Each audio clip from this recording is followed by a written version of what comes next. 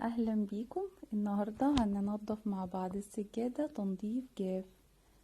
ده بطلنا الاول، قفاز الاسكراتش الاصفر اللي هيساعدنا نلم كل التراب والوبر والشعر من السجادة، وكمان لو في بقع خفيفة.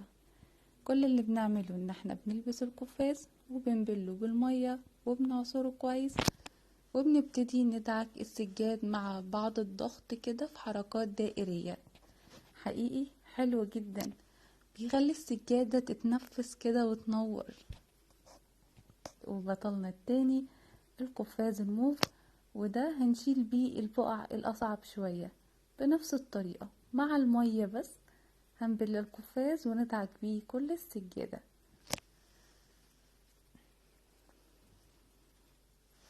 لو في بقعة زي كده مع المية بس بينضفها. اللون الغامق دوت في السجادة، وبقعة تانية اهي. لو حاجة أصعب زي كده بسهل على نفسي وبستخدم لمسة من الصابونة الطبيعية ايكو تاتش، بتسهل التنظيف جدا وبتخلي السجادة لونها يفتح والبقعة تروح بكل سهولة. محتاجناش نودي مغسلة ونتكلف مصاريف ومشاوير، ولا نغسل في البيت بجهد كبير ومية ومنظفات مهدرة ومؤذية.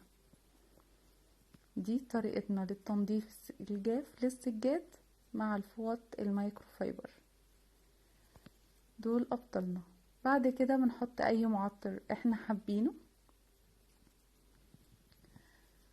بنطبق السجاد وبنمسحه من ظهره وبنحطه في الشمس، بعد كده يتهوى. بس خلاص، ايه رأيكم؟